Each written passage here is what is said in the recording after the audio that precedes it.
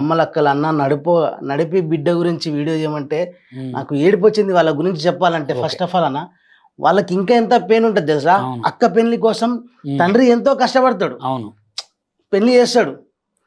సరే అప్పులు ఉంటాయి, ఉండని కాదు. ఈ పిల్ల మంచిగా ఉంటుందనో, నీ నడిపి పిల్ల మంచిగా ఉంటుందనో, ఏదో నలుగుట్లా కలిసిపోతుందని చెప్పి ఈమెకు వెంబడే సంబంధం వచ్చింది అనుకో.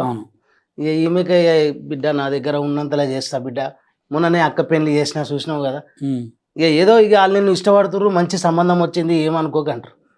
సరే ఆఫ్టర్ కొన్ని రోజులు చిన్న బిడ్డది వచ్చింది అనుకో, వాళ్ళదేమో ల్యాండ్ గీండు ఏదైనా బచాకుచా అంటే ఏమన్నా మిలిగిన అలా ఆస్తులకి ఇట్లా అమ్మేసి చిన్న పాప పెళ్ళిది కూడా మంచిగా చేస్తారు.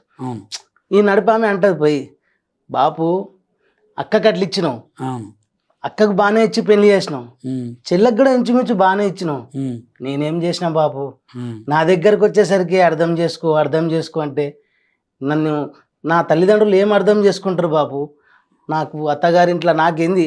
అయితే ఈ నడిపోళ్ళు ఎవరైతే ఉంటారో సానా వీళ్ళు మాత్రం సపోజ్ ఇప్పుడు మగపిల్లగాడు ఉంటే ఇంటి పెద్ద అల్లుడు, ఆడపిల్ల ఉంటే ఇంటి పెద్ద కోడలు ఉంటారు కదా, వీళ్ళకి తెలుసా నా కరెక్ట్గా.